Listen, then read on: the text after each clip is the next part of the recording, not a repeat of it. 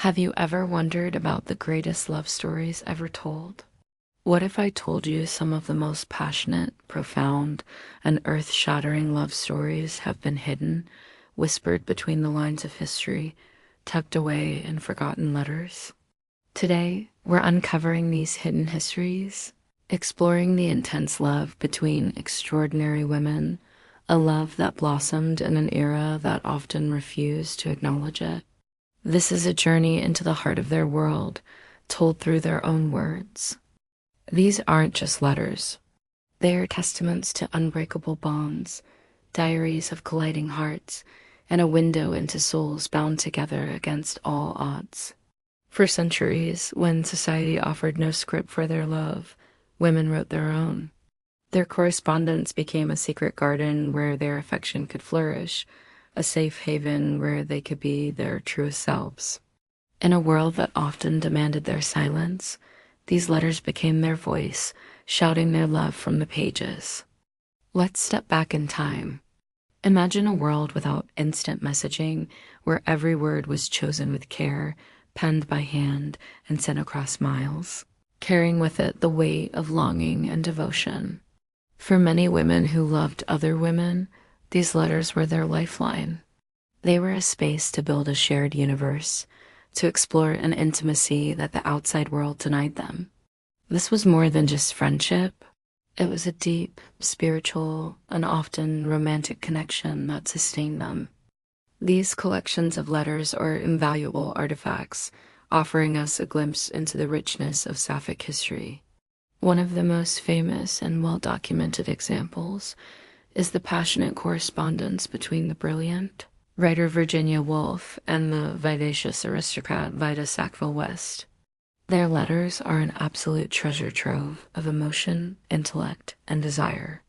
When they met in the 1920s, the connection was instant and electric. Their relationship unfolded over years, documented in hundreds of letters that are as beautifully written as any of Woolf's novels.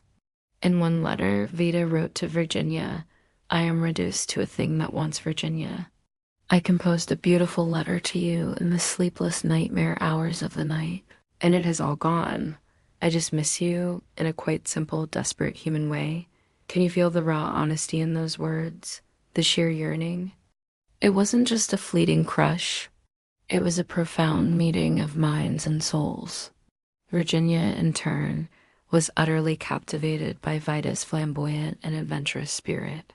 This whirlwind romance inspired one of Woolf's most celebrated novels, Orlando, which is essentially a magnificent, fantastical love letter to Vita, spanning centuries and genders.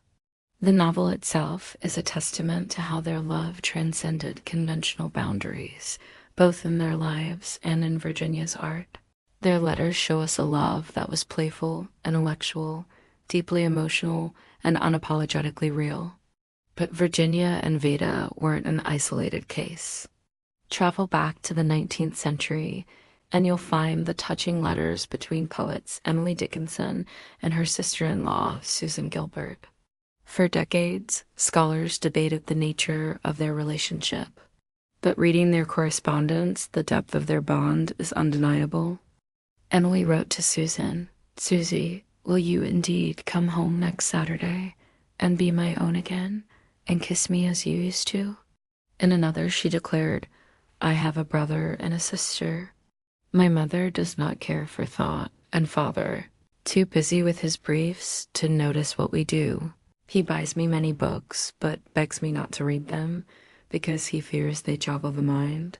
They are all religious except me, and address an eclipse every morning, whom they call their father. But I am not yet persuaded, and so my only sisters are you." For Emily, Susan was her intellectual equal, her confidant, her world. Over the course of their lives, Emily sent Susan more letters than anyone else, over 300 of them. These weren't simple notes. They were poems, emotional outpourings, a shared universe of inside jokes and profound declarations. In a society that confined women to the domestic sphere, their letters created a world of their own, a world of literature, emotion, and deep, abiding love. Whether you label it romantic or not, the intensity and central importance of this relationship in Dickinson's life is irrefutable. It fueled her poetry and gave her an emotional anchor in a life of seclusion. These stories are just the tip of the iceberg. The 18th century ladies of Llangollen, Eleanor Butler, and Sarah Ponsonby escaped their families in Ireland to live together in Wales for over 50 years. Their home became a hub for literary figures, and their romantic friendship was legendary. While we may not have letters as explicit as Virginia and Vita's, their shared life, their diaries, and the way they were perceived by their contemporaries all point to a deep and committed partnership. They defied every convention of their time to build a life together on their own terms. So why is it so important to unearth these stories? Because for too long, history has been presented through a very narrow lens. The love between women was often dismissed as hysteria, romantic friendship, or simply erased altogether. Biographers would censor letters, misinterpret relationships, and essentially write these women out of their own love stories. By reclaiming these letters, we are not just rewriting history. We are restoring its truth. We re-giving voice to those who were silenced and honoring the courage it took to love in a world that didn't understand. These letters are a powerful reminder that love has always found a way. They show us that LGBTQ+ people have always existed, have always loved, and have always built communities and families, even if they had to do so in secret. The language of love might change over the centuries, but the feeling, the longing, the joy, the comfort of finding your person is universal and timeless. Reading these letters, you feel that connection across the ages. You feel the ink drying on the page, the anticipation of a reply, the flutter of a heart recognizing its other half.